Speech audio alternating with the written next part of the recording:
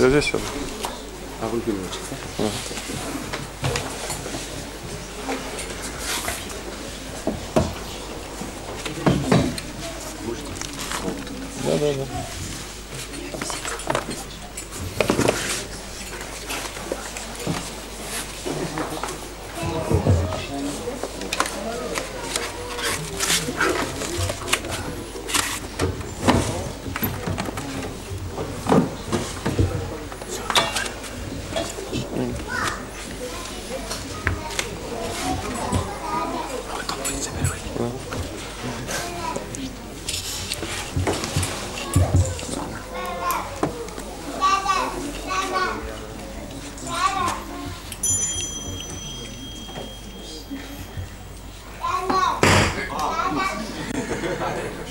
Hare Krishna. Hare Krishna.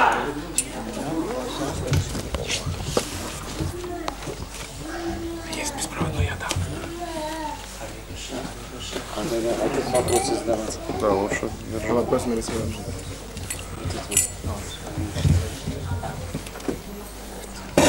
Шукаем. Выключите. Hare Krishna. Hare Krishna.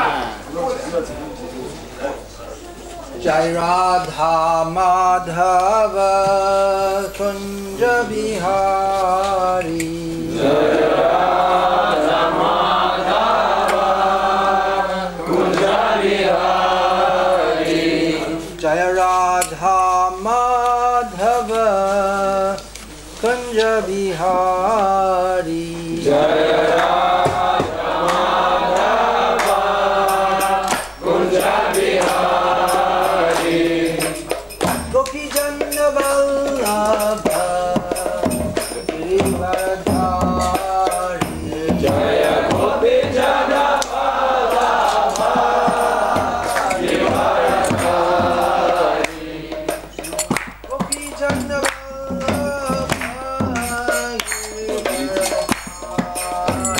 Jaya Gopi Jana Vallabha Giridharadhari.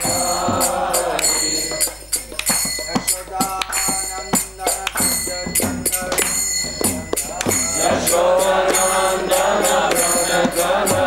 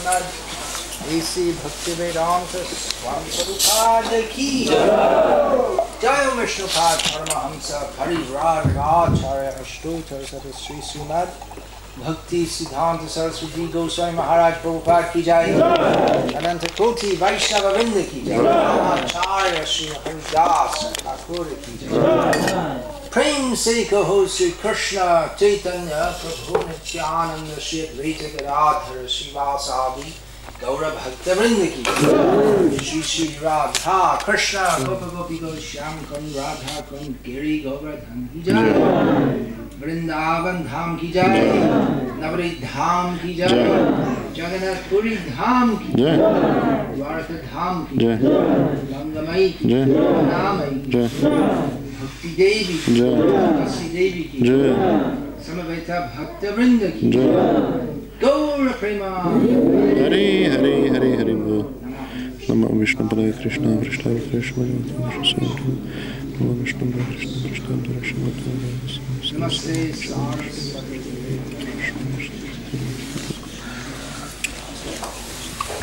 Where's the water? Oh.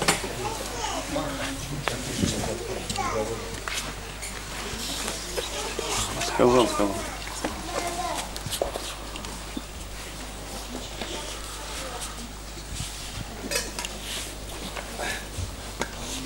Hare Krishna. Thank you for the enthusiastic welcome. Большое спасибо за прием такой наполненный энтузиазмом. Сколько у нас времени? No time. No time limit. Beyond time. Вне времени. Kalati. I was just in a hotel in Jamnagar. Hotel's name was Kalati, which means beyond time. Был в отеле, тут you were in hotel, or just passing the hotel? No, I was in a hotel. Yeah, I understand. It was a hotel. It was a program organizer. В Джамнагаре был отель. У нас It's a town near to Dwarka in India. это город недалеко от Двараки в Индии. Там есть отель Калатит. У нас была там программа. Beyond time. Переводится как вне времени. The owners devotees of Krishna. Владельцы отеля преданные Кришне. Om Namo Bhagavate Vasudevaya. Om Namo Bhagavate Vasudevaya. Om Namo Bhagavate Vasudevaya. Om Namo Bhagavate Vasudevaya. Om Namo Bhagavate Vasudevaya. I've received an interesting question via email. Я получил по электронной почте интересный вопрос. Which you can read out in Russian, and then I'll read it out. Shall I read it word for word? Because it's... You can summarize it if you like. Yeah, it's a long one. I mean, it's 4 pages long. Is it? Yeah, as you like. The whole of it, right? Yeah. Okay.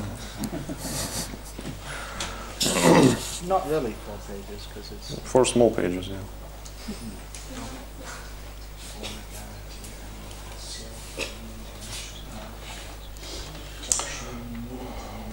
В общем, вопрос такой.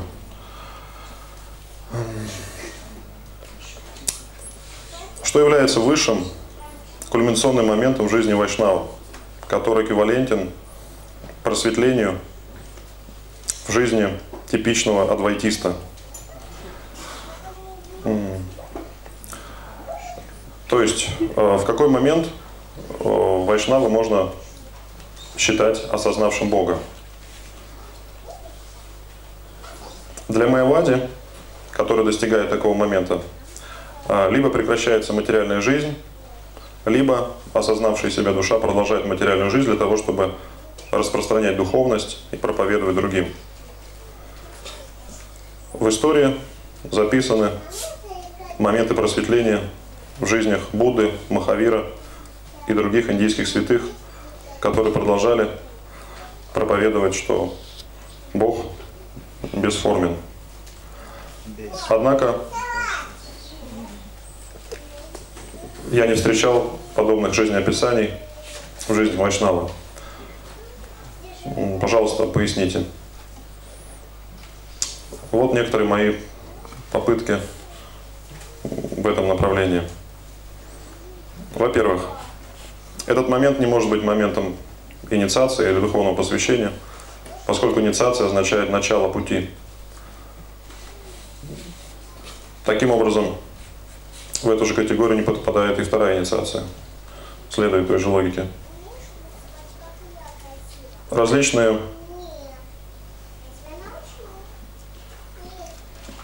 вайшнавы в своей жизни испытывали определенный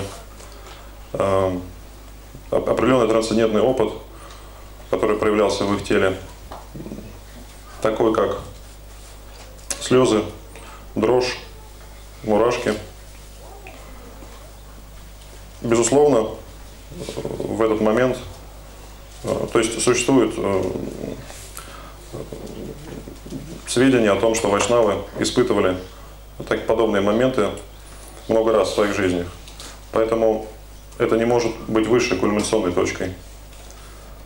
В любом случае это похоже на пробуждение кундалини, которое является началом вот этого высшего момента, кульминации, о котором нет никаких сведений, то есть о том, что вайшнавы когда-либо этого испытывали. В-третьих, можно ли считать этим моментом, когда Кришна приходит к человеку во сне или в реальной жизни? Безусловно, это великое достижение, но никогда такое событие не описывалось как высочайший момент в жизни самими вайшнавами. Кроме этого, некоторым Кришна являлся много раз во сне. Однако ни один майявади не говорил о том, что просветление можно получить несколько раз. В-четвертых, можно ли считать этим моментом, когда человек погружается или полностью растворяется в любви к Кришне до такой степени, что забывает о том, что Кришна и он сам – это два отдельных живых существа. То есть, по сути дела, происходит слияние эго с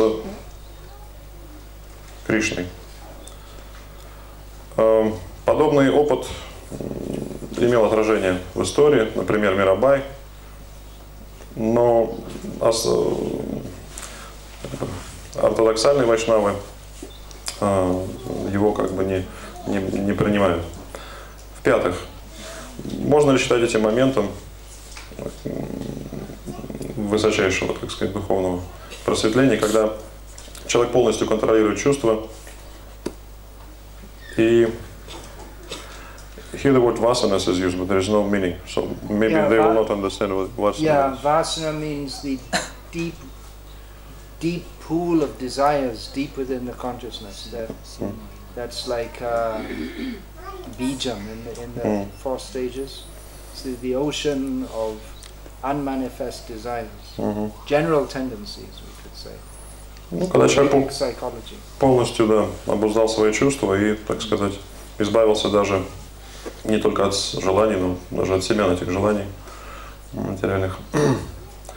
То есть такой момент в жизни трудно определить и трудно доказать,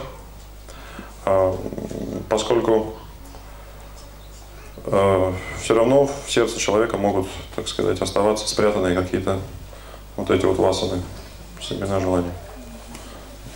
That's all? Yeah, put it up to the top, I'm going to read it. Okay. Yeah.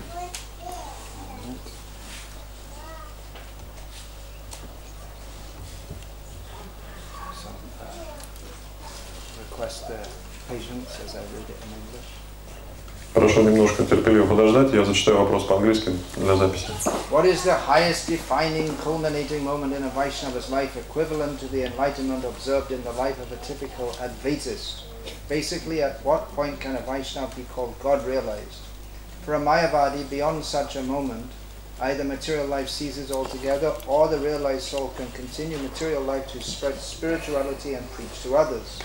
There have been clearly documented enlightenment moments in the lives of Buddha, Mahavir, and numerous other Indian saints who continue to preach God, Brahman, is formless. However, I cannot find corresponding life event for a Vaishnava. Please guide me, and here are some of my incomplete attempts in this direction. It cannot be the initiation moment, since by definition initiation means the start of some journey. Thus even second initiation is ruled out with the same logic. Number 2.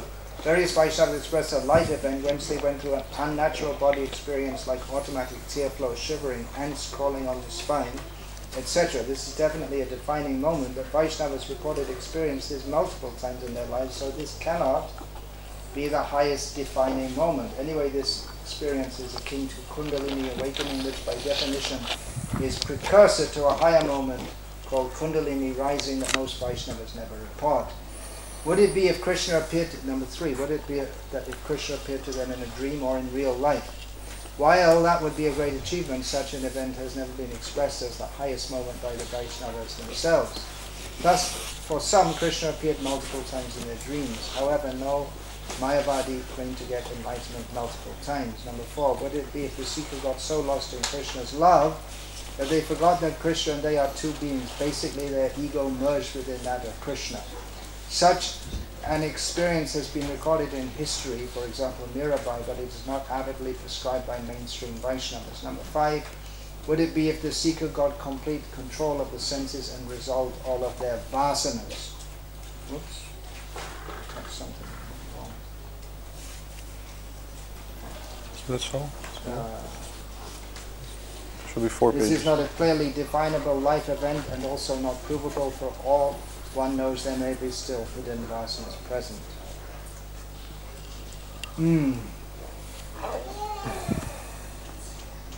What is the eureka moment for a Vaishnava? Что же является этим уникальным, высочайшим моментом для Вайшнава? That's it, I made it, I'm there. Когда человек может сказать, ну вот, я достиг это, я сделал это.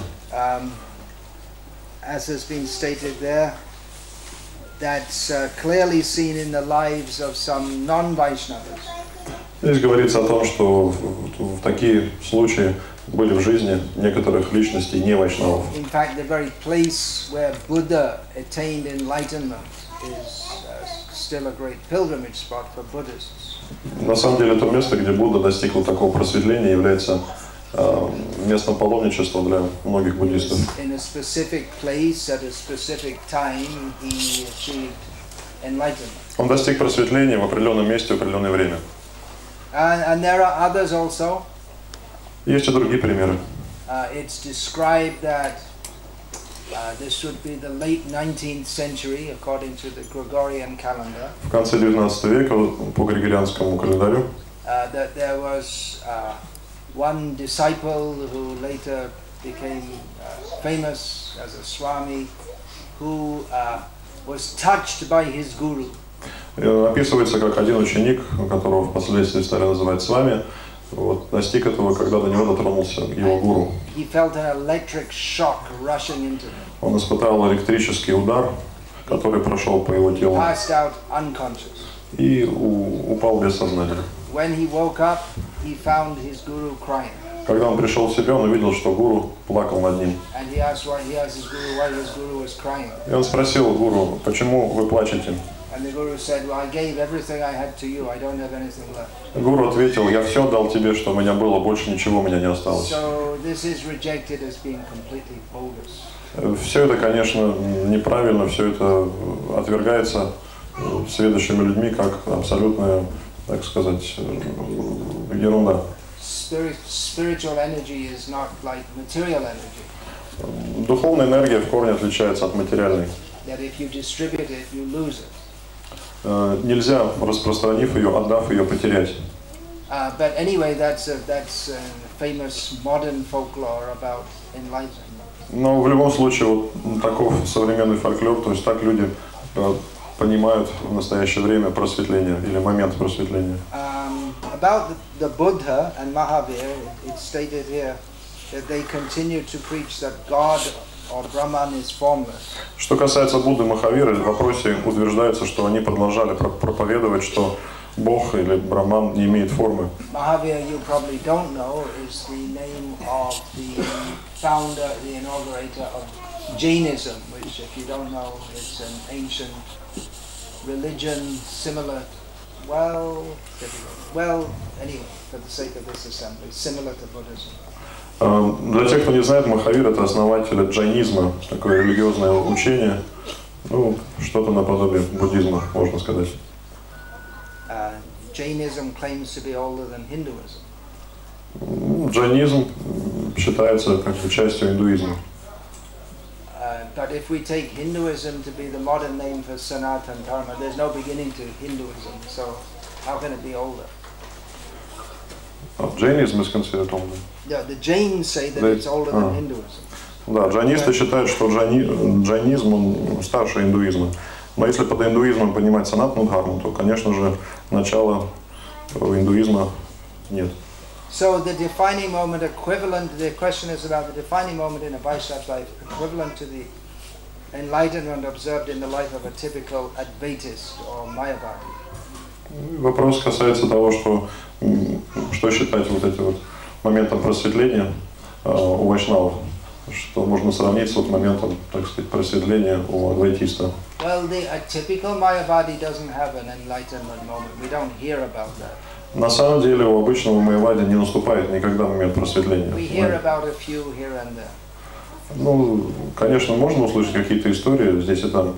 But in Bhagavad Gita, Krishna says that Klesho digataras tesham avyakta sakta chetasam avyakta higatir dukam dehavadhyarabhapyate. Krishna says that this impersonalist path, it's a very difficult one. В Бхагавад-гите Кришна говорит, что путь имперсоналиста очень труден. And bahunam janmanamante jnanavan mangapadyate vasudeva sarvamiti samahatma sudurlava. After many, many lives, someone who's on that impersonalist path, they may come to the understanding that me, Krishna, I am all in all, but such a person is very rare. Such a great person is very rare. Также Кришна говорит, что спустя многие миллионы жизней имперсоналист может прийти к пониманию, что я, то есть Кришна, есть все, но редко встречается такая великая душа. So this, you say, typical Advaitist enlightenment, but actually it's not typical at all. It's very rare. Поэтому это вот случай, то есть слово, которое употребляется, обычное или типичное по отношению к просветлению адвайтиста, оно неправильно, поскольку это очень редкие случаи. And it's the equivalent to the enlightenment of an Advaitist. Well, it's the whole Vaishnava approach is so different that we can't say there is anything equivalent to the so-called enlightenment of an Advaitist. И поэтому говорить о каком-то эквиваленте вот этого просветления адвайтиста или имперсоналиста нельзя, потому что сам подход у вайшнавов совершенно другой. The Buddhists and the Jains, they don't claim to be God realized, rather they don't accept the idea of God at all. Буддисты и джайнисты не могут говорить о том и не говорят о том, что они осознают Бога, поскольку в этих традициях отсутствует вообще понятие о Боге. The impersonalist might have some realization that he is one with everything and one is everything with him. Имперсоналист, конечно, может иметь какое-то представление, какое-то осознание того, что он един со всем и все едино с ним. But that's not a correct perception of reality. Но это неверное восприятие реальности. The Vaishnava's God realization is from the very beginning. Осознание Бога вайшнавам же начинается с самого начала пути. Even when the material desires are present, a Vaishnava from the very beginning is Krishna conscious. Даже если у вайшнава остаются материальные желания, все равно с самого начала вайшнав обладает сознанием Бога. It's not that he goes from like a quantum leap from one state to another with nothing in between. Это не значит, что он совершает такой скачок от состояния ничего до состояния всего. But it's a gradual progression. Это постепенный путь постепенного прогресса. But even from the very beginning, a Vaishnava is aware that Krishna is the Lord and Master of my life. Но с самого начала вайшнав понимает, что Кришна является господином и повелителем его жизни. So that is God realization. Вот это и есть осознание Бога. It may not be full and complete, but it's realization. Оно может быть не полным, не совершенным, но это осознание. He's on the right path. Такой человек на правильном пути. Now, another reason that there's no one particular point of realization. И еще одна причина, почему такого момента, когда происходит это полное осознание, нет. Where a Vaishnava thinks, well, now I made it, I'm perfect. Когда вайшнав может сказать, ну все, я достиг совершенства. Because a Vaishnava never thinks like that. Поскольку вайшнаву чужды подобные мысли. Even if he's fully God realized, he thinks I'm the lowest. Даже если он полностью осознал Бога, он всегда считает себя самым падшим. He never thinks, well, I don't have anything more to do, I already made it. Он никогда не станет считать, что мне нечего больше достигать, я всего достиг. And another thing is, if we're talking about realization of Krishna, well, at what point does it become full and complete? И с другой стороны, если мы говорим об осознании Кришны, то разве можно осознать Кришну полностью и совершенным образом? Krishna is always expanding his glories. Кришна и его слава постоянно ширится. And the tiny jiva has very limited capacity to understand. И крохотной дживе очень, то есть ее способность понять Кришну очень ограничена. And understanding of Krishna, love of Krishna is there's no limit to it. Понимание, осознание Кришны, любовь к Кришне, они безграничны, не существует предела. So a Vaishnava never thinks that, well, now I'm completely realized. Поэтому вайшнав никогда не считает, что он полностью осознал себя. Wherever one is along the path, there's always further to go. До тех пор, пока человек идет по пути, то есть ему есть куда идти. Does that mean that a Vaishnava never attains success in his practice? Означает ли это, что вайшнав таким образом никогда не достигает успеха в своей практике? No, the success is there. Нет, успех, конечно же, есть.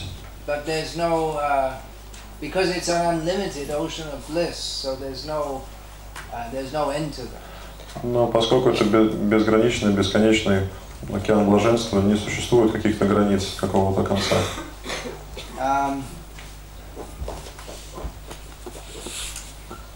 So some suggestions are there.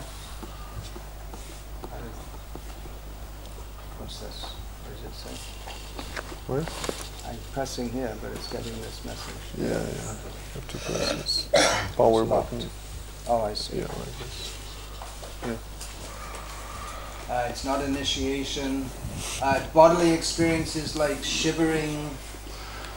Да, по поводу проявления экстаза в теле, дрожь, например. There are the Ashta-sattvic vikars. That's the technical name. Ашта-саттвика викара, такой термин. There are 8 transformations of the body in ecstasy of love of God. Существует 8 признаков экстаза, которые проявляются в теле в том, кто обладает любовью к Богу. Some are mentioned here. Некоторые здесь вот упоминаются. Tears flowing from the eyes. Слезы, которые льются из глаз. Shivering. Дрожь в теле. Hands crawling on the spine. Мурашки. That means romancha, the hair standing on end. Yeah, or goose skin. Yeah, yes, same thing. Yeah. Romancha. Романчин. Hair standing on end, shivering, fainting. Потеря сознания. Losing bodily color. Бледнеет, когда человек.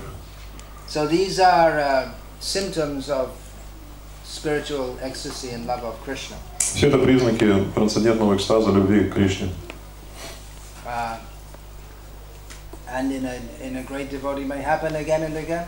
И эти признаки могут проявляться у великих преданных вновь и вновь. Or he might not like to show it at all. С другой стороны, он может и не захотеть проявлять и показывать их. And it might be that someone shows it just to make a show. С другой стороны, кто-то может демонстрировать их для того, чтобы просто пустить пыль в глаза. They're not actually fixed in love of Krishna, but they show like that for the sake of getting others to praise them. То есть человек не утвердился в любви к Богу, не обладает ею, но просто пускает пыль в глаза окружающим для того, чтобы люди превозносили его.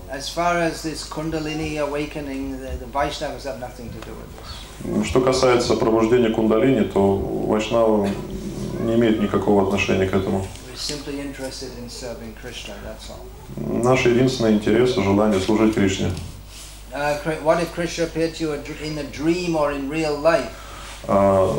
По поводу снов, когда Кришна приходит во сне или в реальной жизни. Again, that may happen, but a devotee doesn't think, okay, now I'm fully perfect, so I'll just sit around and do nothing. Это может происходить, но преданный не станет считать. Ну вот я достиг совершенства, теперь мне уже можно ничего не делать. In Bhagavatam it's described that Narad Muni, he was meditating, and then Narayan appeared to him. В Бхагаватам приводится история, как Нарада Муни сидел, медитировал, и перед ним предстал Нараян. And then he vanished again. И вновь пропал. And in an unseen voice said that I showed myself to you and I left again to make you more eager to search me out. И Нарада услышал голос, что я предстал перед тобой, потом снова пропал, для того, чтобы усилить твое желание найти меня, увидеть меня. He had further to go. То есть ему предстоял еще путь, дальнейший путь. In the 6th canto of Bhagavatam, it's described that Daksha, after doing austerities to invoke the pleasure of Lord Vishnu, had the direct darshan of Lord Vishnu. В 6-й песне описывается, что Дакша совершал аскезу для удовлетворения Вишну. В результате этих аскез получил даршан Вишну. Daksha's aim in seeking the blessing of Lord Vishnu was to beget children. Но Дакша совершал эти аскезы, чтобы получить благословение от Господа Вишну, чтобы зачать потомство. Which means to engage in much sex life. Ну, то есть, другими словами, вступать в половые отношения. Although that was a pious function, in as much as Daksha had the responsibility to populate the universe, it wasn't a purely devotional desire. И это желание не было полностью чистым, хотя оно было благочестивым, то есть Дакша хотел наполнить эту вселенную живыми существами. So Lord Vishnu appeared to him, and he remained in the same consciousness of being a pious sense enjoyer. И даже несмотря, что Господь Вишну предстал перед Дакшей, Дакша сохранял вот это вот умонастроение благочестивого человека, который наслаждается чувствами. So here it said that Krishna appeared multiple times in some Vaishnava dreams. However, no Mayavadi claimed to get enlightenment multiple times. В вопросе говорится, что есть примеры из жизни вайшнавов, что им много раз во сне приходит Господь, но в жизни Майявади таких примеров нет. So again, for the Vaishnavas, it's a completely different approach. Ну, опять же, нужно сказать, что вайшнавы подходят к этому вопросу совершенно по-другому. That we're aiming at a goal, and then you get there, and then that's it, it's finished. То есть не так, что мы стремимся к какой-то цели, когда достигаем ее, все, это конец. The Mayavadis or the impersonalists, they think that the goal is to merge into the existence of God and become one with God. Майявади или имперсоналисты считают, что нужно слиться с бытием Бога, стать единым с Ним. And once you reach that stage, well, that's it, you're there. И когда ты достиг этого уровня, все, это совершенство. But the Vaishnavas have the Vaishnavas have a completely different approach. Но у вайшнавов совершенно другой подход. They never think, now I'm perfect. Они никогда не станут считать, что теперь я достиг совершенства. The Vaishnava always thinks, I'm unfit to serve Krishna. Вайшнав всегда думает, я недостоин служить Кришне. Krishna accepts my service, that is Krishna's great mercy. И то, что Кришна принимает мое служение, это проявление Его необычайной милости. He never thinks, well, I'm a great Vaishnava, so Krishna should be thankful that I'm serving him. Он никогда не думает, я вот такой вайшнав замечательный, и Кришна должен быть еще благодарен мне, что я служу Ему. He doesn't think that, well, I've been chanting Hare Krishna all my life, so I'm definitely going back to Godhead. Вайшнав никогда не думает, но я Харе Кришна всю жизнь повторяю, и обязательно, какие могут быть сомнения в том, что я вернусь в духовный мир. Get the reception party ready for me at the gates of Vaikuntha. Приготовьте там группу встречающих меня там на Вайкунхе.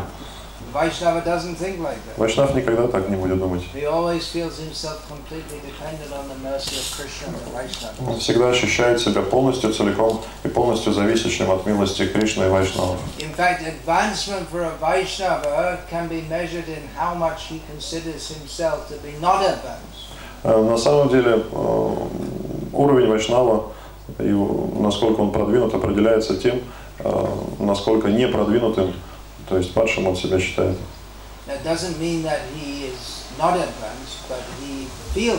Это не означает, что он не продвинутый, неопытный, просто он таковым ощущает себя. Now the next one. Would it be that the seeker got so lost in Krishna's love that they forgot that they and Krishna are two beings? Basically, their ego merged within that of Krishna. Следующая часть вопроса касается того, что можно ли считать этой кульминацией, когда как бы эго растворяется преданного с Кришной, и он ощущает себя единым с Кришной. No. Конечно, нет. This is Mayavadi idea, which is overlaid on the Vaishnava. The proper understanding. Это представление присуще только Майяваде. Здесь оно как бы наложено на понимание вайшнавов. There are many so-called devotees who think that, well, we worship Krishna, we do bhakti, and then we become one with Krishna. Есть много так называемых преданных, которые считают, что мы поклоняемся Кришне, совершаем бхакти, и потом становимся единым с ним. In one sense, a devotee can become one with Krishna in as much as his thoughts are so much wrapped in Krishna that he can't think of anything or imagine anything but Krishna. В каком-то смысле преданный может достичь такого состояния единения, то есть полностью погрузиться в Кришну. Это означает, что весь его ум, все его внимание будет сосредоточено на Кришне, он не будет думать ни о чем другом. Но при этом его идентичность останется отличной от Кришны. Поскольку он понимает, что Кришна Всевышний, а я его слуга. Now, there is a description in the Bhagavatam that when Krishna left the gopis, that they started enacting his pastime. В Бхагаватам есть описание того, когда Кришна, того, как гопи стали играть в Кришну, когда Кришна их покинул. But that was some moment of ecstasy in remembrance of Krishna. Но это было проявление экстаза, когда гопи стали вспоминать о нем. Но они никогда не считали гопи, что они стали Кришной на самом деле.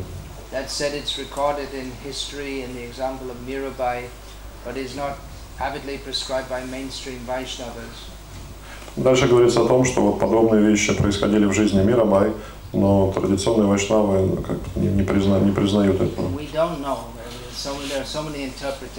Мы не знаем, существует множество разных интерпретаций.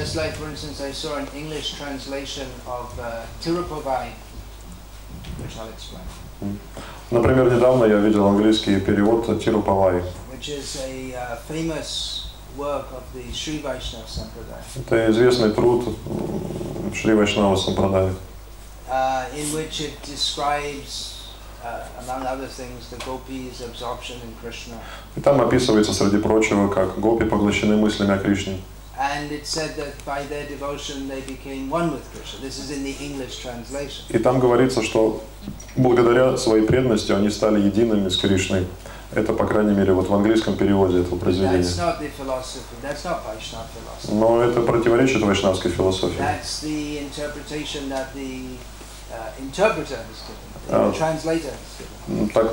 Так интерпретировал эти слова переводчик, который переводил на английский.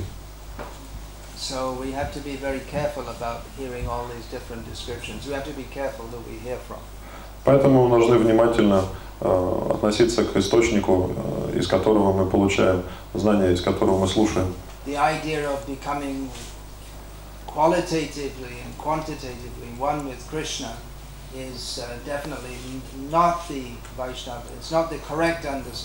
Представление о том, что можно стать единым с Богом количественно и качественно, она противоречит философии вайшнавов. Кришна всегда остается Кришной. we are always separate from Krishna. А мы всегда остаемся отдельными от Него. Separate in the sense that we are discrete living beings. Отдельными означает, что мы отдельные крохотные живые существа. But we never want to be separated from Krishna. То есть мы не хотим, конечно, отделиться от Кришны, существовать отдельно от Него. We want to be one with Krishna in the sense of serving Him. Мы хотим быть едиными с Ним в том смысле, что хотим служить Ему. Now there is the sense that's described in Jaiva Dharma of Vastu Siddhi and Swarup Siddhi. Существуют, конечно, вот эти термины Васту Ситхи, Сваруп Ситхи, которые Бхактивинод Такур употребляет в своем произведении Джайва Дharma. That someone living in this world, they may be fully absorbed in Krishna.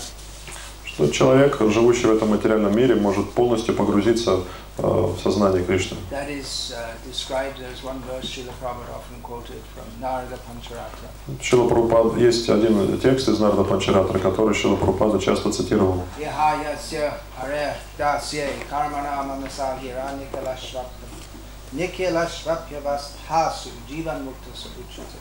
A person is considered liberated even in this life. Даже в этом теле человека следует считать освобожденным. If his mind, body, and words are completely absorbed in service to Krishna. Если этот человек целиком и полностью посвятил свое тело, ум и речь служению Кришне. But actually although in one's mind one may be completely absorbed in Krishna's pastimes, but one actually enters them when he gets a new body, spiritual body, directly spiritual body in the spiritual world. И хотя человек может сосредоточить свой ум на играх Кришны, на самом деле он входит в эти игры, когда он оставляет материальное тело и получает духовное тело в духовном мире и может непосредственно участвовать в этих играх. So the last suggestion here is getting closest to the best. И последнее предположение здесь в этом вопросе, оно, так сказать, наилучшее, наиболее близкое к истине. If the seeker got complete control of the senses and resolved all their vasanas. Можно ли считать этой кульминацией, этим совершенством или просветлением тот момент, когда человек полностью обуздывает свои чувства и избавляется от всех васан?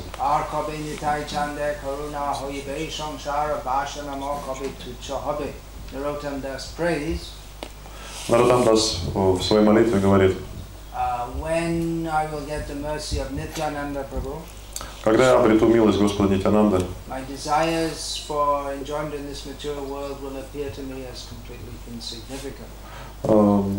желание наслаждаться в этом мире покажется мне совершенно незначительными. Vasana is a term which means a deep-rooted tendency toward material enjoyment. Термин васа можно определить как глубоко укоренившееся сердце, желание наслаждаться в материальном мире. We may have specific material desires. У нас могут быть разные материальные желания. I want to get rich. Я хочу разбогатеть. I want to have a big, strong body. А я хочу иметь большое сильное тело. I want to enjoy a particular beautiful woman. Я хочу наслаждаться определенной красивой девушкой. Or something more minor. I want a slice of pizza. Или что-нибудь поменьше, более скромное. Хочу кусочек пиццы. So these are all material desires. Все это материальные желания. But the general tendency toward desire, the general tendency for desire, which is deeply rooted in the heart, that is called vasana. Но вот эта вот глубоко укоренившаяся тенденция иметь эти желания, она называется васана. And a specific desire is called kamana. А конкретное желание называется камана. So the perfect stage is when one is completely devoid of all material desires.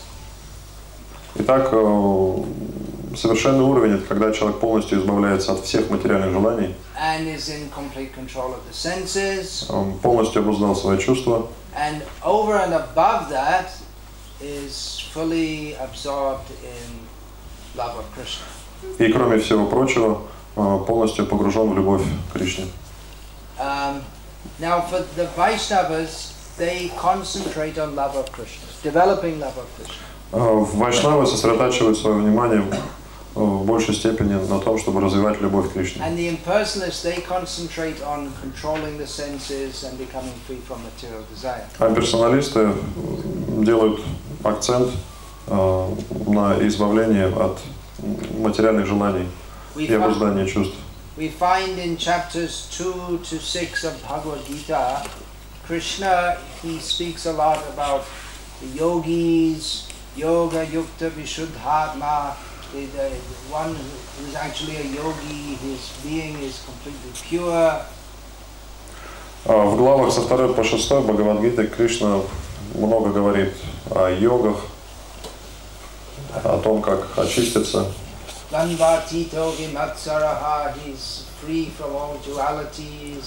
есть дает определение, что они избавляются от двойственности этого мира, избавляются от зависти.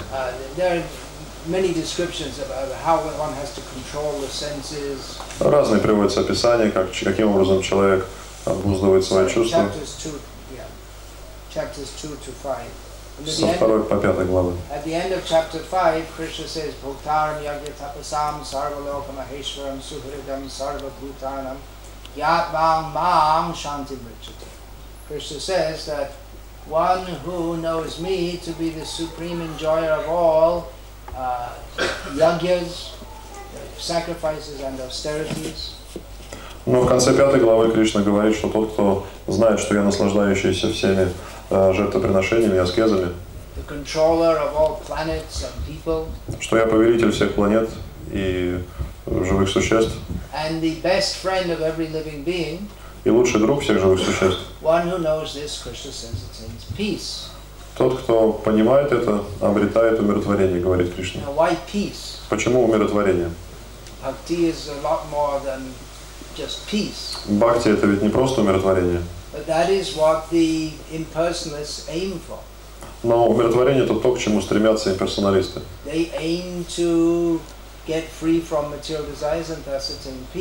Они стремятся избавиться от материальных желаний и таким образом обрести умиротворение.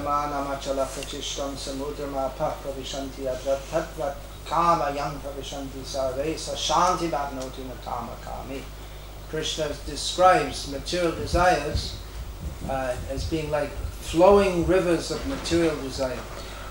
Кришна описывает материальные желания, он говорит, что они подобны рекам. But he says a person who is like the ocean, the great ocean is not affected even by mighty rivers flowing into it. При этом Кришна говорит, что человек, который обуздал чувства, он подобен океану.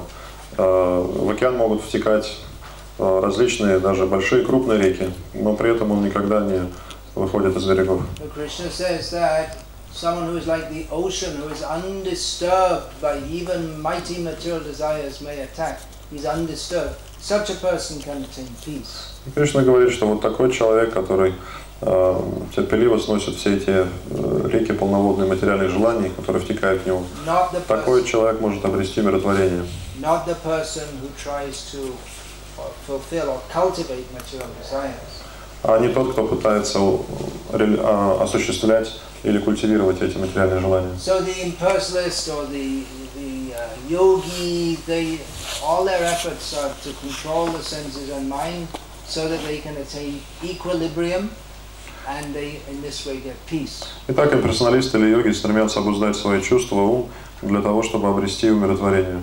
Samatvam yoga uchyate, Krishna says in this section of Gita, that equilibrium of mind, this is called yoga. Равновесие ума. Кришна говорит в Бхагавад-гите, что йогой называют равновесие, уравновешенность ума.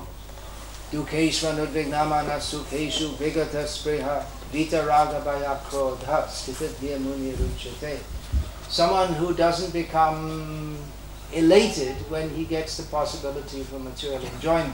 Кришна говорит, тот, кто не радуется, когда у него появляется возможность чувственных наслаждений. All of a sudden, unexpectedly, someone comes and awards you 50 million rubles. Предположим, неожиданно кто-то приходит и вручает вам 50 миллионов рублей. He doesn't become elated. Oh, how wonderful. Человек не радуется. Now I don't have to be a brahmachari. Как чудесно, можно теперь не быть брахмачари.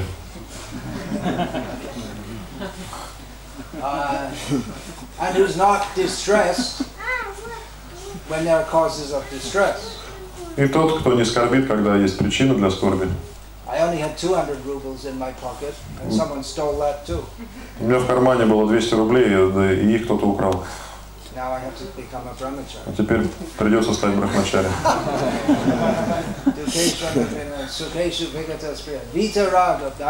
Who's free from attachment, fear, and anger. Тот, кто свободен от привязанности, страха и гнева. Krishna says such a person is known to be a sage of steady intelligence. Кришна говорят, такого мудреца называют утвердившимся в разуме. This is the aim of the impersonalists. Вот такова цель имперсоналистов. To control the mind and senses and become completely free from material desire. Контролировать ум и чувства и полностью избавиться от материальных желаний. Now, Vaishnavas also have to come to this stage. Конечно, вайшнавы тоже должны достичь этого уровня. But they have a completely different approach. Но у них совершенно иной подход. Their approach is simply to please Krishna. Их подход заключается в том, чтобы просто стремиться удовлетворить Кришну. And they try to become free from material desires because they recognize material desires to be an obstacle in serving Krishna. И они, конечно, прилагают усилия для того, чтобы избавиться от материальных желаний, поскольку считают материальные желания препятствием в служении Кришне. They know that if I dream about becoming a multi-billionaire, then such thoughts will disturb my intention, my motive, to serve Krishna. Они понимают, что если я буду культивировать в себе желание или мечтать о том, чтобы стать мультимиллиардером, то эти мечты или желания могут привести мое беспокойство, отвлечь меня от служения Кришне. Instead of withdrawing his senses, that Krishna talks about that, withdrawing the senses, kulmongani vasarvasha, that the tortoise withdraws his senses. Кришна говорит об этом процессе управления чувствами, подобно тому, как черепаха втягивает конечности в панцирь. So instead of just freezing his senses, he engages them in the service of Krishna. Поэтому преданный вместо того, чтобы замораживать свои чувства, он занимает их в служении Кришне. Instead of thinking, I would like to eat such nice food, he thinks, oh, how can we offer nice food to Krishna? Вместо того, чтобы думать, как бы мне понаслаждаться вкусной пищей, вкусной едой, преданный думает, что можно предложить замечательную вкусную пищу Кришне. И после этого, после того, как пища предложена, можно вкусить замечательный Кришна прасад.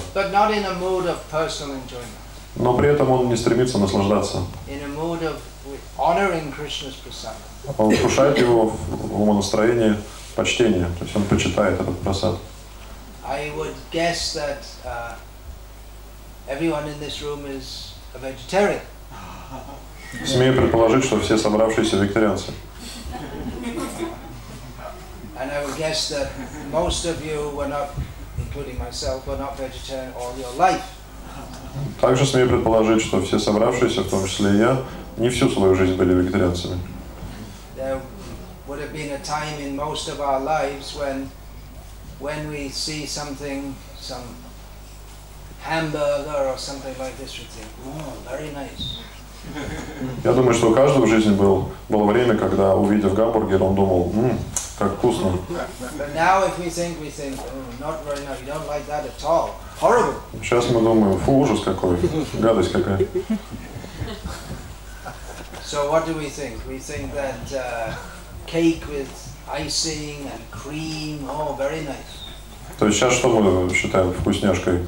Какой-то торт с кремом, с какими-то добавками, наполнителями? No, a devotee thinks that let me honor Krishna's prasad. Нет, преданный так не относится к еде.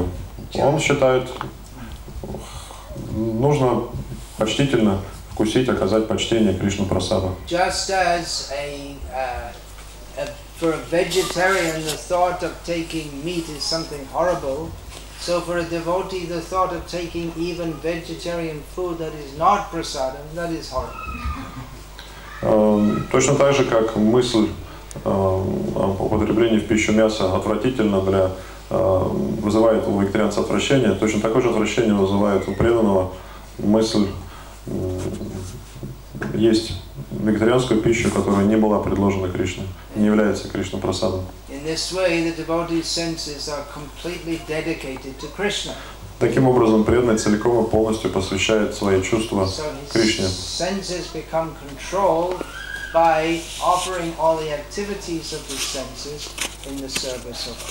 Преданный обуздывает свои чувства целиком и полностью, занимая их в служении Кришне.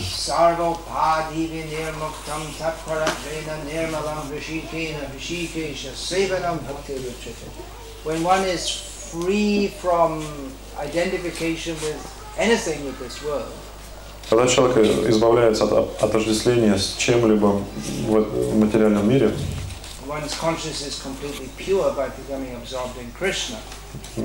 и сознание человека полностью очищается благодаря его сосредоточенности на Кришне.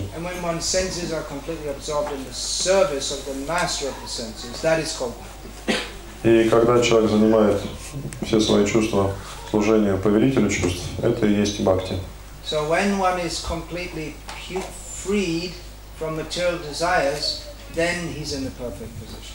Таким образом, совершенство можно считать именно в состоянии, когда человек полностью свободен от всех материальных желаний.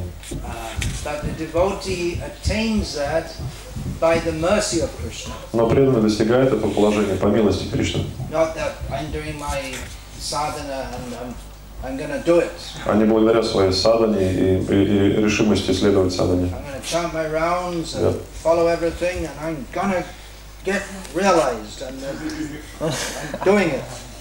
Преданный не думает, что я следую садхане, я все повторяю, и я обязательно достигну совершенства, потому что я уже почти его достиг.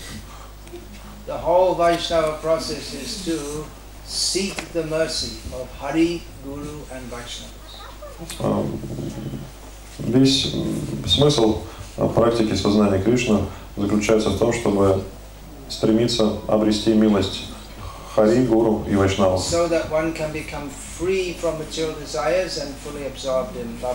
Для того, чтобы полностью избавиться от материальных желаний и погрузиться в любовь к Богу.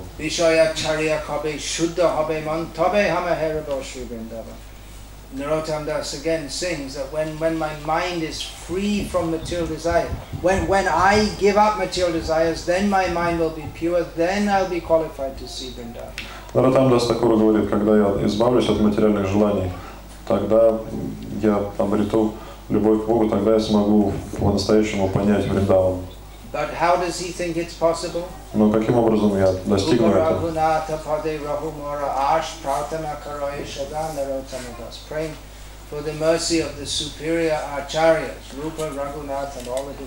Он молит о милости предыдущих ачарьев Рупа, Рагунатхи. Постоянно молит об их милости. Вот таким образом можно достичь этого. Так, это да, правильное предположение о том, что совершенство — это полное отсутствие материальных желаний. Это на самом деле признак вайшнава. Но этого недостаточно. Необходимо развить духовные желания.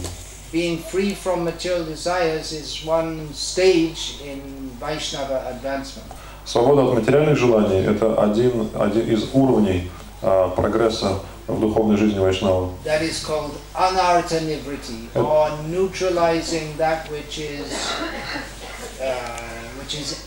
opposite to our real self-interest. Этот уровень или эта стадия называется анартха ниврити, то есть избавление от всего неблагоприятного, что мешает, что приносит вред человеку. But beyond that is artha pravriti, or developing the positive. Но выше этого есть арта праврити, то есть развитие позитивных каких-то моментов. So anartha nivriti is only one step on the way. Поэтому анартха ниврити — это всего лишь уровень на пути. Адошата тата саду санга ата бхаjanagre tato nartha nivriti tato nishta ruchistata ata saktis tato bhava tato prema yutam chiti. The ultimate attainment is love of Krishna, Krishna prema. Конечное совершенство — это Кришна Према, любовь к Богу.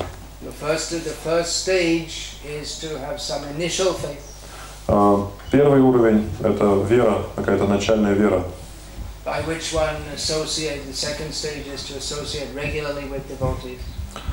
вследствие которой человек начинает общаться с преданными.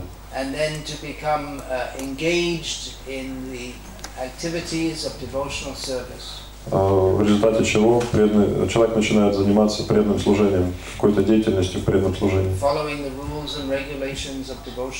Следовать правилам, предписаниям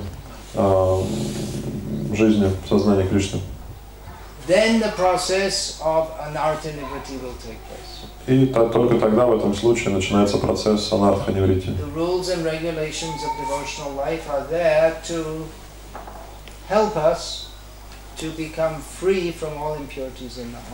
Правила и предписания исследований необходимы для того, чтобы помочь человеку избавиться от скверны в сердце.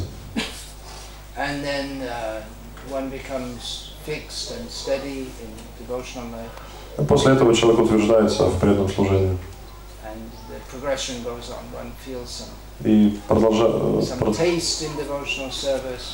продолжает свой путь продвижения в духовной жизни. У него появляется вкус духовной жизни. Появляется потом привязанность к Кришне.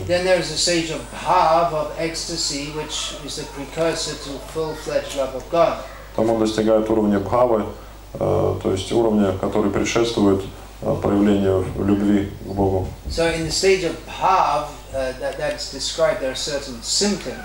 И существуют определенные признаки, которые проявляются в человеке, достигшем уровня бхавы,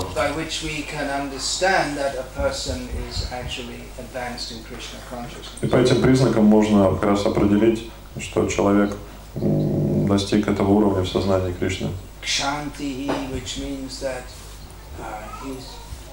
Goes on serving Krishna, and it's not that when he feels everything is nice, I'll serve Krishna, and when it's difficult, I won't serve Krishna.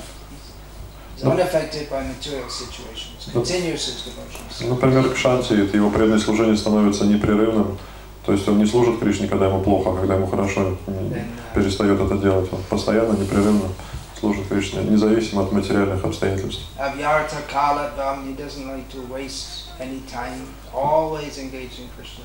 Он не теряет ни мгновения своей жизни, постоянно, каждую минуту своей жизни занимает преданным служением.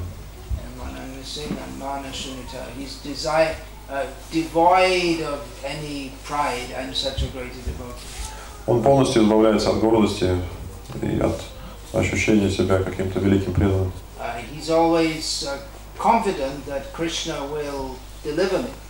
Он уверен в том, что Кришна обязательно освободит его.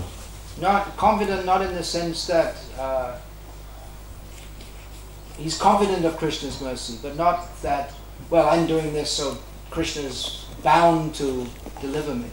Он уверен в милости Кришны, то, что милость Кришны ему поможет. Он не уверен, он не считает, что Кришна обязан ему помогать, потому что вот он такой великий. But he thinks that I'm very fallen, but anyway, I'm trying, so surely Krishna will be kind to me, because Krishna is very kind by nature.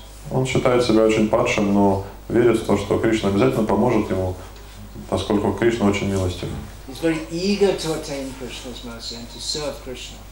Очень легко обрести милость Кришны, обрести возможность служить ему. He likes to chant Krishna's names and glories to others. Другим признаком является то, что ему нравится прославлять Кришну, ему нравится повторять имена Кришны. He likes Krishna's holy places. Ему нравятся места, святые места, где приходил Кришна. Just one I'm not remembering just now. But anyway, these are symptoms of someone who's advanced in love of Krishna. Все это признаки того, кто достиг определенного прогресса, уже практически обрел любовь к Богу. So we can't say there's any enlightenment moment in the life of a devotee. Поэтому нельзя говорить, что в жизни преданного настает такой момент просветления. His whole life is one of enlightenment. Поскольку вся жизнь его это жизнь просветления, это путь просветления. Practically from the time we take to Krishna consciousness. На самом деле этот путь начинается с того момента, как мы познакомились с сознанием Кришны. We may have had this experience. И, возможно, у нас есть такое понимание, такой опыт. I personally experienced, and I know that many of my god brothers also did, that when we take to Krishna consciousness, it's just, well, as Srila Prabhupada, yeah, it's like the sunshine. Лично у меня вот такое ощущение есть, и у моих некоторых духовных братьев, которые делились со мной этим пониманием, когда они пришли в сознание Кришны, соприкоснулись со Шрилой Прабхупадой, это было подобно солнцу, которое взошло в их жизни. One Srila Prabhupada was sitting in a room and there was a window on the roof and there was a cloudy day, but suddenly the sun came out and the sunshine suddenly lit up the room. Однажды Шрила Прабхупада сидел в комнате, там было окно в потолке, день был пасмурный, было облачно, но вдруг из облаков выглянуло солнце, и вот луч этого солнца через это окно проник в комнату и осветил ее. И Прабхупада сказал, вот сознание Кришны это подобно этому. Об этом сам Кришна говорит в Бхагавад-гите.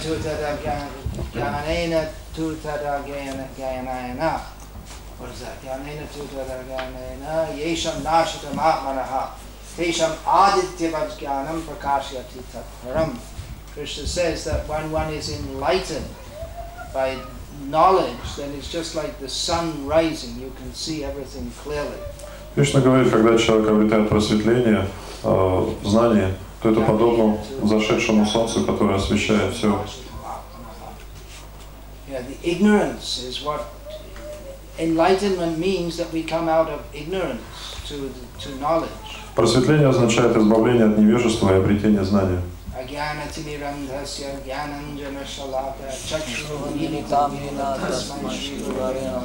We pray to the spiritual master who opened our eyes with knowledge. Мы выражаем почтение духовному учителю, который открыл нам глаза силой знания. So I personally had this experience when first reading Prabhupada's books, and not only first, but again, this is real, this is knowledge, this is reality.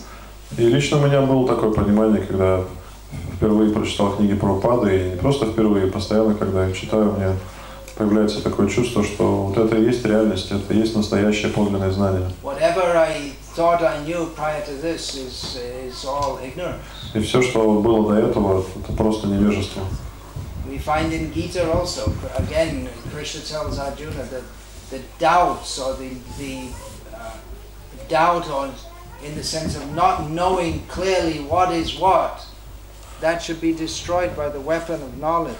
И Кришна объясняет Арджуне, что вот эти вот сомнения, вот это непонимание, что является истиной или реальностью, от этого нужно избавиться мечом, так сказать, знания.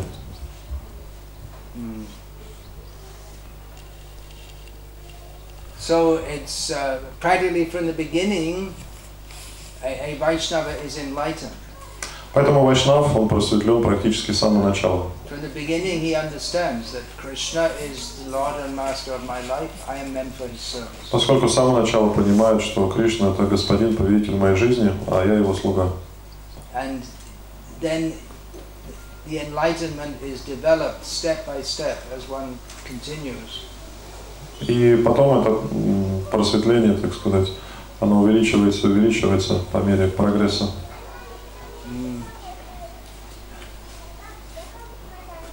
Then it's already we know what is right, but we have to develop that. Иными словами, мы поняли, что является правильным, но теперь необходимо достичь этого или развить это в себе. It's like someone may know that, okay, I've got this disease, but I have to take this treatment, and then by God's grace, I'll get better. Это все равно, что как заболевший человек понимает, что вот я заболел, у меня такая-то болезнь, но я буду лечиться, и по милости Бога вылечусь, избавлюсь от этой болезни. So we know what the disease is. It's been well diagnosed. Поэтому мы знаем, в чем наша болезнь. Диагноз поставлен нам верно. We know what the treatment is. Мы знаем, в чем заключается лечение. And we know that if we follow the treatment prescribed by the doctor, then by the grace of God and by the grace of the doctor, who's acting as the agent of God, then we'll get better. И мы знаем, что если мы будем принимать это лечение, следовать этому курсу лечения, тогда по милости Бога и по милости доктора, который является представителем Бога, мы излечимся. So, of course, this is a mundane analogy, but it gives the idea of the position of a Vaishnava. Это, конечно, материальное сравнение, но вот так подобную аналогию может нам показать этот путь к Кришне. And if you're recovering from a disease, there's no specific point where just at this point, on whatever, August the 2nd, 2014 at 7:14 p.m. plus 27 seconds, I got better. И если вы излечиваетесь, избавляетесь от болезни, вылечиваетесь, то нельзя сказать, что это произошло вот 2 августа 2014 года, 17:34, 28 секунд. Мне стало, так сказать, легче. Да, постепенно человек понимает, что мне лучше, все лучше и лучше.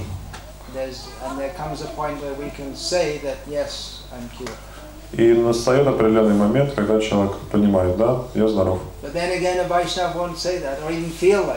Но опять стоит отметить, что вайшнав никогда так не скажет и никогда не почувствует так.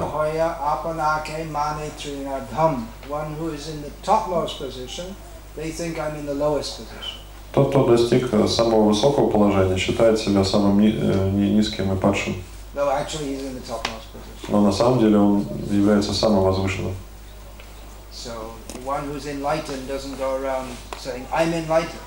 Поэтому тот, кто достиг просветления, он не ходит и не говорит людям: я достиг просветления.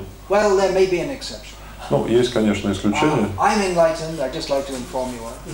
Например, я хочу сказать вам, что я достиг просветления. Я чистый преданный Кришны. Вы можете, конечно, сказать Харибол, Харибол, но вайшнав... Но вайшнав так не говорит, и я просто это говорю, чтобы вам показать, что вайшнавы так не поступают. Обычно. При определенных, конечно, обстоятельствах он может это сделать.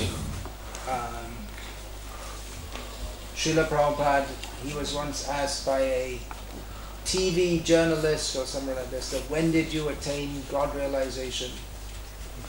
Один из репортеров однажды спросил Прабхупаду, когда вы осознали Бога. Prabhupada said from the very beginning of life. Прабхупада сказал, с самого начала жизни. When did you first see God? Prabhupada said, I'm always seeing God. Или когда вы впервые увидели Бога? Или вы видели Бога? Прабхупада говорит, я всегда его вижу. When a disciple wrote a letter to Prabhupada,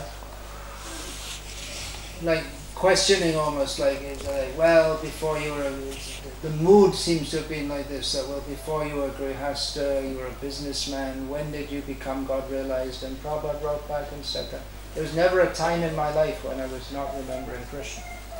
Вот один из учеников написал Прабхупаде письмо в свое время, в котором он как-то вот и говорил, что вот были грехасты, там что-то занимались бизнесом, и когда вот вы пришли к осознанию Бога, на что Прабхупада ответил, никогда в жизни не было такого момента, чтобы я забыл о Кришне. Поэтому в жизни вайшнавов тоже могут какие-то важные события происходить. Just like when Srila Prabhupada read Vishwanath Chakravarti Thakur's commentary on the Gita verse, Vyavasaya Atmika Buddhya Ekeha Kurunandana, of the fixity of purpose in spiritual life.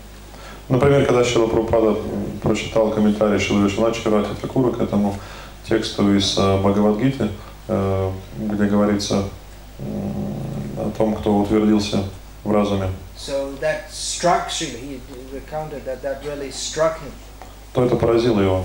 Because Vishwacharya Thakur states therein that one should fixity in Krishna consciousness means to take the order of one's guru as one's life and soul. Поскольку там Вишванатхакур Тхакур объясняет, утвердиться в сознании Кришны значит принять указания духовного учителя и посвятить свою жизнь их осуществлению. We find also in the life of Bhakti Thakur that superficially he was a non-devotee in the early stage of his life. Например, если взять Бхактивинода Тхакура, то может показаться, что в начале своей жизни он был непреданным. But when he was given Chaitanya Bhagavat to read, that was a defining point in his life. Но когда он прочитал читание Бхагавата, вот это и было, так сказать, переломным моментом в его жизни. So there's a few thoughts on this question. Вот таким образом некоторые соображения по поводу этого вопроса. Какие-то вопросы по теме? Just one thing I should say that there's a time and place for everything. Хочется, конечно, сказать, что всему свое время.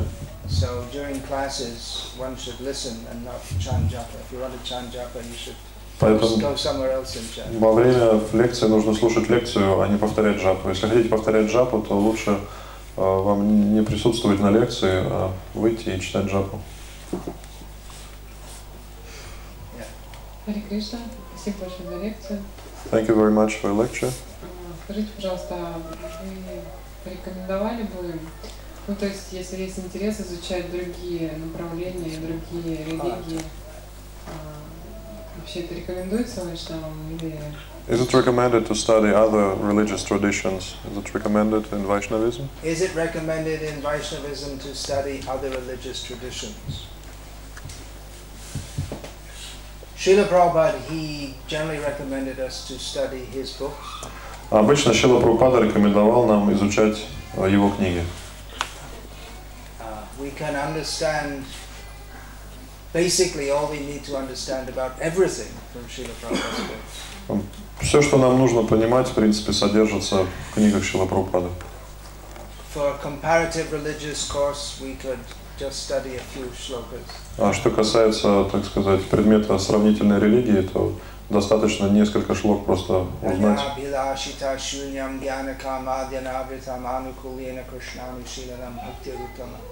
That real, the highest standard of cultivation of love of God means that in which there is no personal desire. В этом тексте дается определение чистой любви к Богу. Здесь сказано, что чистая любовь к Богу – это уровень, когда человек полностью избавляется от корыстных желаний.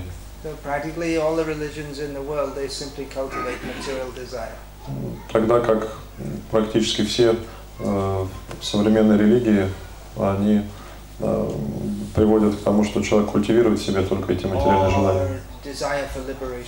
Ну или желание культивировать освобождение.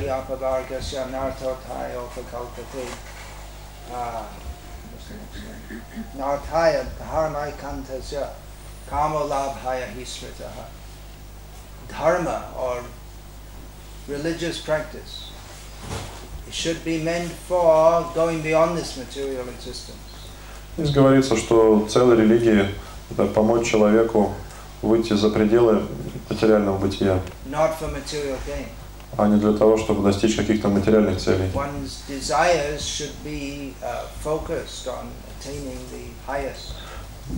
Человек должен направить все свои устремления для того, чтобы достичь этого высочайшего трансцендентного уровня, а не для того, чтобы обрести какие-то материальные вещи. На самом деле это все, что нам нужно знать. There may be some devotees who specialize in such topics, but generally we don't need to study everything. Конечно, некоторые преданные, они специализируются в этих вопросах, но для большинства преданных нет, так сказать, нужды погружаться особо в это. If you can have a good understanding of the teachings that Srila Prabhupada has given in his books, that will be great education. Вот если вы обретете полное понимание учения Шрилы Прабхупады, которое изложено в его книгах, то это будет самым замечательным образованием. ultimate limit of knowledge is that which is given in the Bhagavatam. Кульминация всего знания, или квинтэссенция всего знания — это Бхагаватам. When we talk about other religions, most of them are just a bunch of meat eaters, actually. I mean, if we're going to be straightforward about it. Что касается других религий, но на самом деле это просто кучка мясоедов, если вот напрямую, откровенно говорить об этом. What is their realization? В чем их, так сказать, осознание Бога? They'll have an interfaith conference and then they'll come out and eat some Они проводят какие-то unmentionable things. межконфессиональные встречи, но потом, так сказать, идут на банкеты и там едят такие вещи, что упоминать даже о них не хочется. Even this Dalai Lama, in Russia probably no one cares for him, but in the West they think, what a great saintly person. Например, Далай-лама, не знаю, в России есть кому-то до него дело или нет, но на Западе его считают каким-то великим святым. He's a big meat eater. Обычный мясоед. He eats lots of meat every day. Кушает много мяса каждый день. But what's his realization? Каково его понимание Бога? He goes around talking about peace, but Он ездит по миру и говорит о мире. one of his famous sayings that we should, what is that? We should try to do good for others, or at least not do them any harm. То есть одно из его изречений известных: мы должны приносить благо других, но по крайней мере не вредить другим. Well, the sheep and the chickens and all the other creatures that you eat, they feel pain being killed for you to eat. Но при этом он употребляет в пищу мясо птицы, овец, других живых существ, которые испытывают боль, когда их убивают. When Srila Prabhupada met with this Cardinal Danielou in France, the head of all the Catholics in France, Prabhupada, he didn't discuss with him about religion. He just said, look, you just don't eat animals. И когда Шрила Прабхупада встретился во Франции с кардиналом французским Даниэлью, он не говорил, не беседовал с ним о Боге, он просто сказал, что, послушайте, вам нужно перестать есть мясо. And the cardinal said we should go on to, let's talk some higher topics. The Prabhupada said, no, first of all you accept this topic. Но кардинал сказал, ну давайте на более какие-то возвышенные темы с вами побеседуем. Прабхупада сказал, нет, вы сначала усвоите вот этот момент.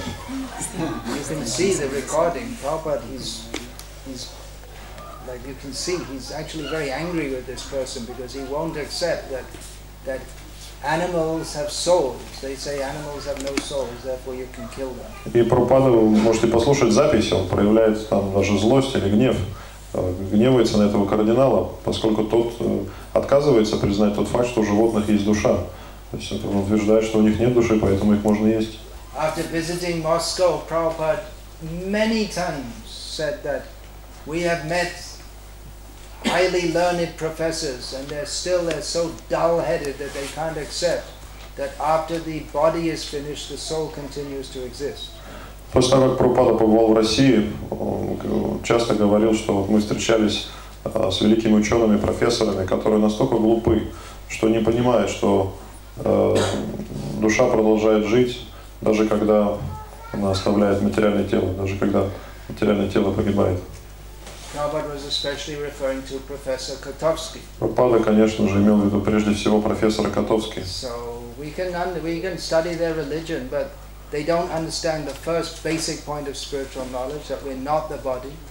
Конечно, можно изучать разные религии, но если вы не понимаете азов, если вы не понимаете то, что душа отлична от тела, and they don't understand the first principle of saintly behavior, mahinsyat sarva bhutani, don't cause harm to others, which begins with don't eat meat.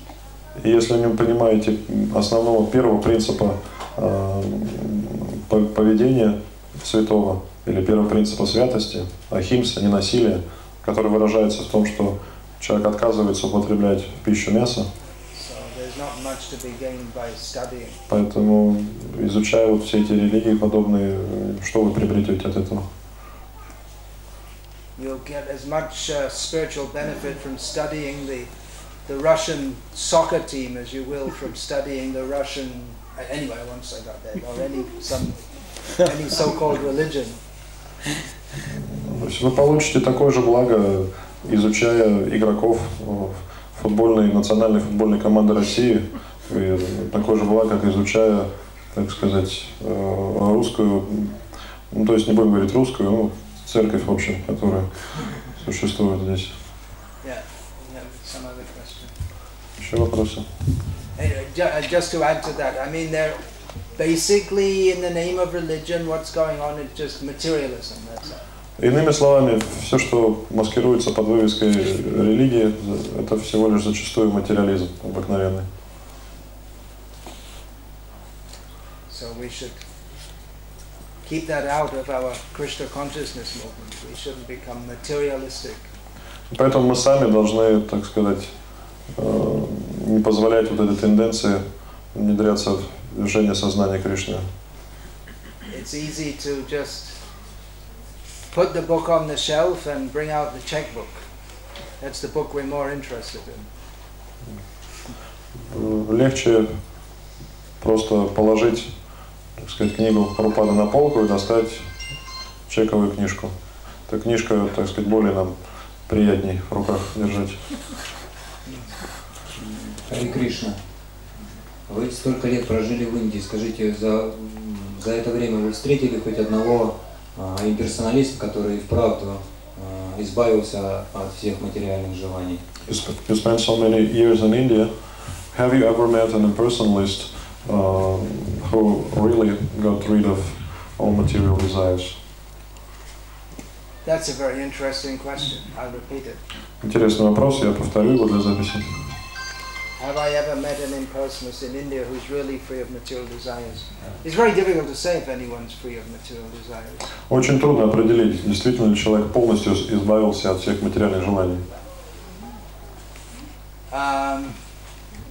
Probably the ones who are free from material desires, you wouldn't hear, they wouldn't be the heads of institutions, most likely.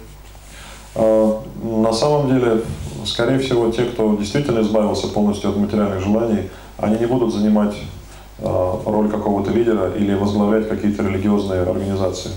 Some disciples of mine told me they met a man, he went to live in some mountain cave. Ученики мне рассказывали, что вот они где-то в пещере какой-то встретили человека, который там жил. And after some time, some people discovered him. То есть он удалился жить в эту пещеру, и спустя какое-то время люди обнаружили, что вот он там живет. And they started visiting him, and then other people came. Они стали навещать его, стали все больше и больше людей приходить к нему. And he told them that, well, I don't want this. I just want to live peacefully, but they keep on coming and they call me Guruji and all that. И этот человек сказал им: а что вы все приходите? Мне это не нужно. Я просто хочу тут спокойно жить. А вы приходите, называете меня Гуруджи. So we can say that such a person has high level of detachment. Можно сказать вот про этого человека, что он действительно достиг высокого уровня отречения. I've met many people who are never mind about me. I'll just say, I'll quote from Prabhupada also. Prabhupada said about the sadhus of India. Ну, на самом деле хочу сослаться на Шрила Прабхупаду. Шрила Прабхупада часто говорил вот о так называемых садху Индии. There are still many sadhus. Есть до сих пор много садху. Who they just leave home and they go from one holy place to another. Они оставляют дом и просто путешествуют из одного святого места в другое. And as Srila Prabhupada noted, that even though some of them, actually many of them, they smoke. И хотя многие из них курят, как по словам самого Шрила Прабхупады, он говорил об этом. But they don't have very gross material desires. Но у них нет особых грубых материальных желаний. They just go from one holy place to another. Они просто переезжают из одного святого места в другое. They have minimal possessions. У них минимум вещей. Because how much can you carry anyway? Сколько человек может увезти с собой? They don't keep lots of money. They У них don't amass money. нет много денег, они не копят деньги. And many of them they'll read Gita or actually more Ramayana, Tulsi Ramayana. И многие из них читают ежедневно Гиту или Рамаяну, автором которой является Тулсидас. So to a large extent they are detached from material life. Поэтому в каком-то смысле они отреклись от материальной жизни.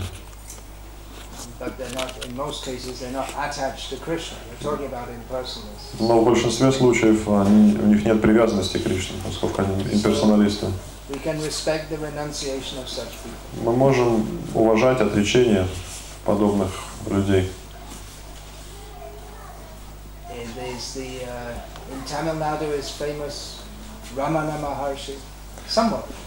В Тамилнаду, например, известен Рамана Махарши.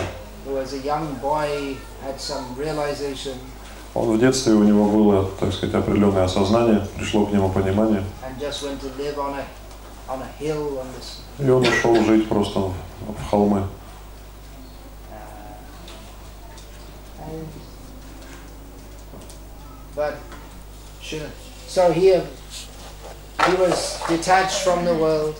И он был очень отреченный, жил отреченной жизнью. Похоже, даже достиг уровня осознания Брамана. Но Шрила Прабхупада критиковал его за неправильное понимание.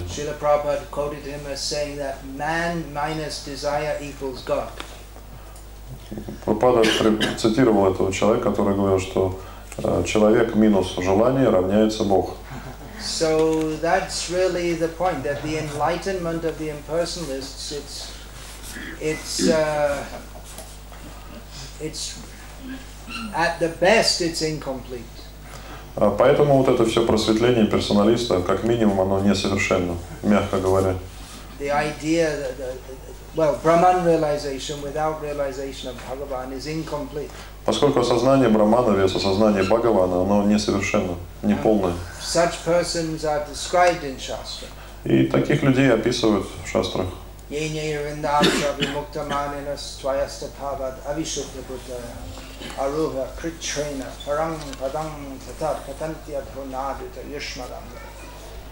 Persons who, with great difficulty, enter the spiritual atmosphere by impersonal realization. They eventually fall down from that realization because they neglect to worship Krishna's lotus feet. В этом тексте сказано, что люди, прилагая огромные усилия, достигают определенного духовного уровня, но осознания Бога, но потом падают с этого уровня, поскольку не поклоняются лотосным стопам Кришны. They think they're fully realized. Они считают при этом себя полностью осознавшими душами. They think they're fully liberated. Считают себя полностью освобожденными. But they're not. Но таковыми не являются. They're partially liberated. Они частично освобождены. Partially realized. Частично осознавшие себя. So, but there are others who are just, they have such a wrong idea that man. They have some level of realization, but then they think they became God. Man minus desire equals God. То есть они достигают определенного уровня осознания, но при этом погружаются вот в это заблуждение, которое заключается в том, что они сливаются с Богом, становятся единым с Ним, просто избавившись от желаний материальных. So more important than studying all the details of different religious processes is to understand the basic principles of sat and asat, that which is correct and that which is incorrect. Поэтому вместо того, чтобы вникать во все хитросплетения различных религиозных традиций, нужно утвердиться в понимании того, что является сат, что является асат, что является реальностью, что таково не является. There's practically all these religious systems, whatever spirituality is in them is infected with this mayava, this impersonalism. Поскольку практически в любой религии можно видеть вот это заражение майявадой, то есть любое духовное понимание, оно практически всегда будет заражено майявадой. So they were asking about the impersonalists. They may, Prabhupada noted that also, that the Mayavadi sannyasis, they're generally more austere than the Vaishnava sannyasis. Сам Прабхупада говорил, что да, саньяси и персоналисты, они даже более отреченные, чем саньяси вайшнавы. Because they need to be. Но им нужно это, в этом их процесс. Поскольку они стремятся к полному отречению от мира.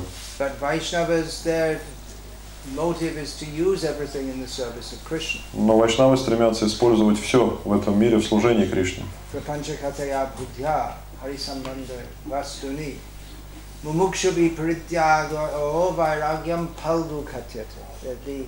The renunciation of the Mayavadis, in which they reject everything of this world, not seeing that everything in this world is in relationship with Krishna, that's called useless renunciation.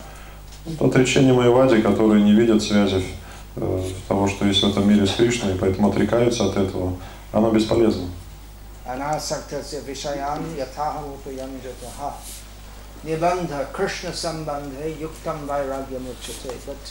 Real renunciation is to see that everything belongs to Krishna, so everything should be used for Krishna, without being personally attached to anything. Тогда как подлинное отречение заключается в том, что видеть, что все связано с Кришной, поэтому необходимо использовать все это в служении Кришне и не иметь привязанности. So a Vaishnava doesn't really try to be renounced from the world physically, but renounced from the sense of enjoying this world.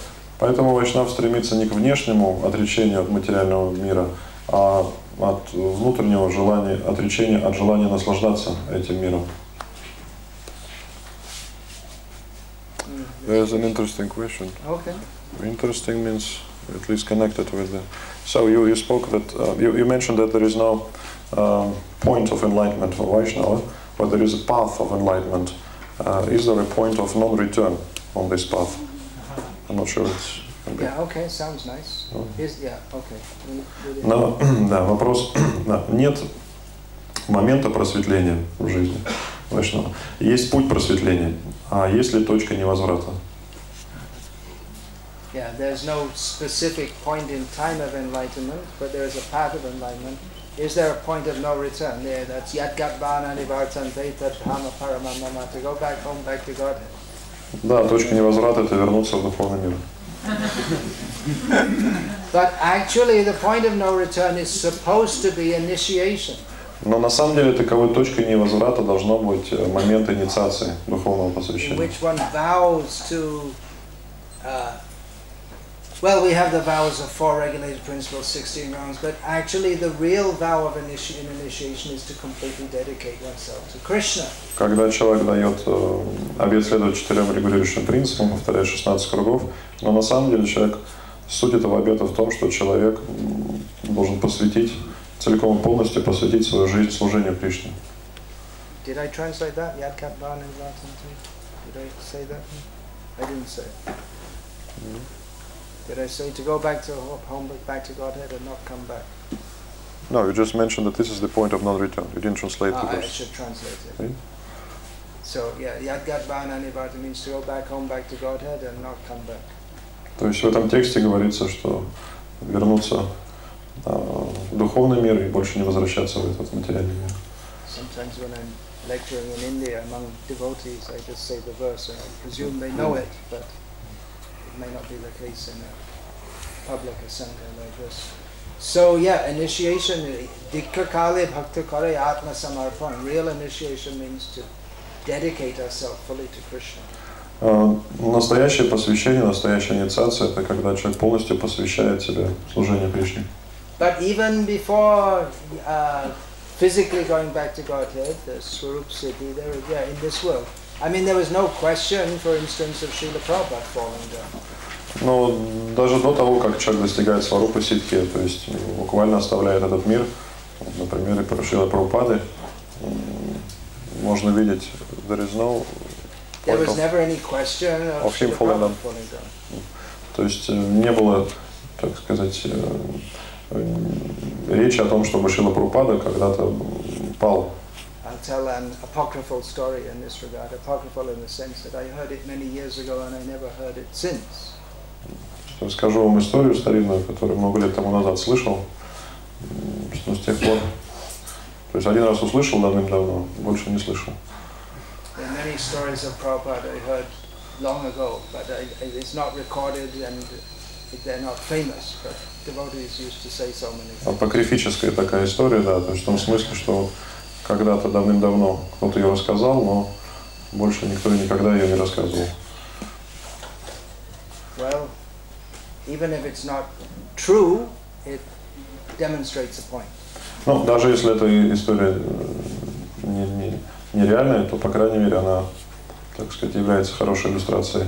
That once Srila Prabhupada was standing before the deities in London. Was standing. Yeah. Однажды в Лондоне Шрила Прабхупада стоял перед божествами.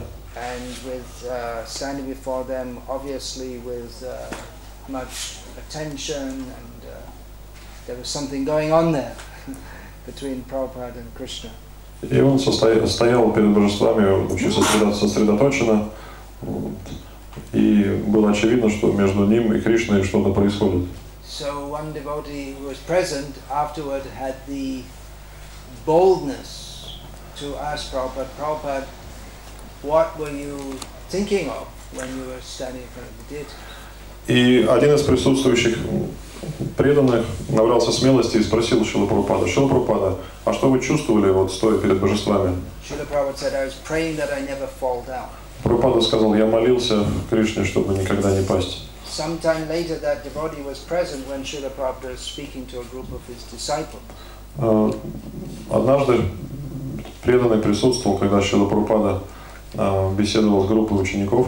In which he said to them that the difference between you and me is that any of you can fall down, but I will not fall down. И в этой беседе Прабхупада сказал, что разница между мной и вами в том, что вы можете пасть, а я не могу пасть никогда. So that devotee, in his characteristic boldness, actually I suspect the devotee who told me this was the one who asked it, because he was like that. И этот преданный, который отличался, так сказать, такой смелостью или даже дерзостью, вот, я думаю, как раз тот преданный, который рассказал мне эту историю, поскольку это его характерная особенность. So he said, but Prabhupada, you said you were praying to Krishna not to fall down. И тогда этот преданный сказал: ну, Прабхупада, вы же сами сказали мне, что вы молите Кришну о том, чтобы никогда не пасть. And Prabhupada said, yes, because I'm always praying to Krishna not to fall down, therefore I'll never fall down. Прабхупада сказал: совершенно верно, вот потому я никогда и не паду, потому что я постоянно прошу Кришну, чтобы не пасть. So yeah, Jivan Mukta. Even in this life, one can be in the stage where one never falls down. Даже в этом теле человек может достичь такого уровня, с которого он не падет. Oh yeah, I was going to quote that. Sense control for Vaishnavas, that's also described in Upadeshamrita. Да, забыл упомянуть о контроле чувств для вайшнавов, об этом говорится в Упадешамрите. The highest instruction of Rupa Goswami is Ityupadesha Saram, to always live at Radha Kundra, absorbed in thoughts of Radha and Krishna. That's instructions of Rupa Goswami, or to Rupa Goswami. Of Rupa Goswami. То есть самым высшим наставлением, которое дал Рупа Госвами, это жить на берегу Радха-кунды, погруженную в мысли, в размышления о Радхе и Кришне. Actually, of Chaitanya Mahaprabhu to Vaishnavas via Rupa Goswami. На самом деле это было наставление, которое дал Господь Чайтанья через Рупу Госвами, и которое адресовано всем вайшнавам. So that's the highest enlightenment. Вот это вот высший момент просветления. Those instructions begin with Vacho Vegam, Manasa Krodha Vegam, Jiva Vegam, Budarapas. Но наставления или указания Рупа Госвами начинаются с вот этого текста Vacho Vegam, Manasa Krodha Vegam. One should control the urges of speaking. О том, что необходимо укротить побуждение речи, Of the mind, of anger. ума, гнева, Of the tongue to eat. языка, желудка, To pack the belly. набивать себе живот, The urges of the genitals. побуждение гениталий. So that is required. Все это необходимо.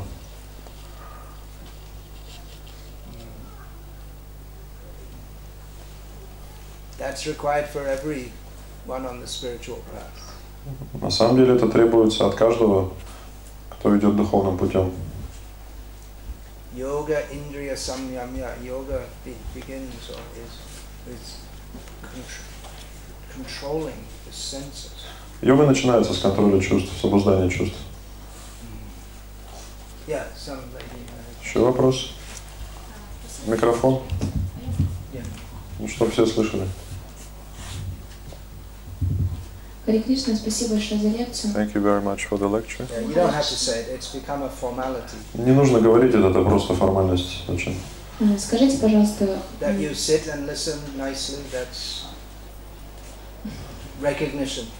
то, что вы сидите и слушаете, это уже является выражением вашей благодарности. Поэтому спасибо вам за это. Скажите, пожалуйста, какие-то слова о необходимости проповеди сознания Кришны, а именно распространении книг. Please tell a few words about the importance of preaching of Krishna consciousness, especially book distribution. Any more questions about the lecture? А еще вопросы по теме лекции есть? Но второй не по теме, он про астрологию. There's one question about astrology, it's not to the point. Any more questions about the lecture? Вопросы по теме лекции?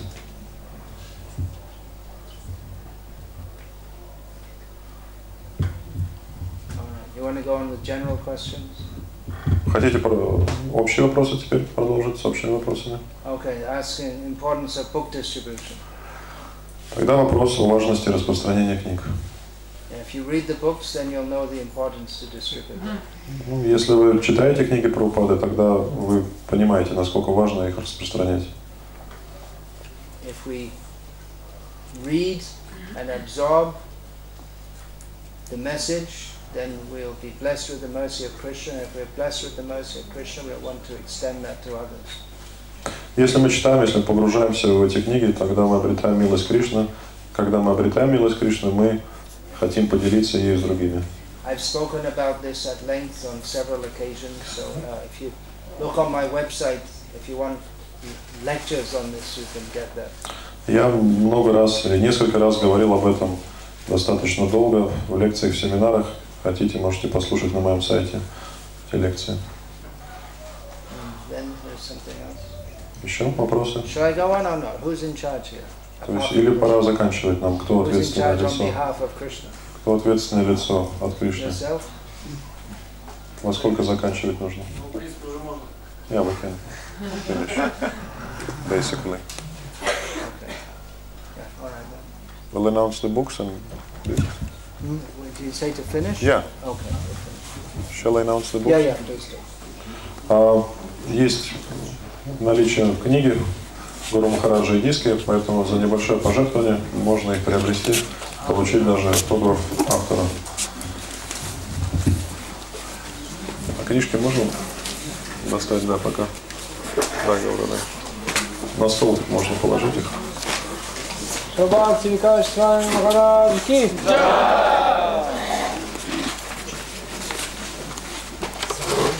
100 рублей.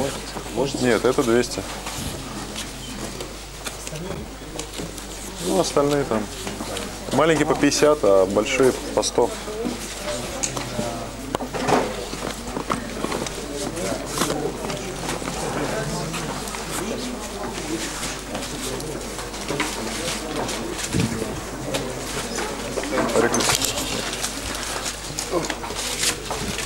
Света Кришна, возьмите телефон.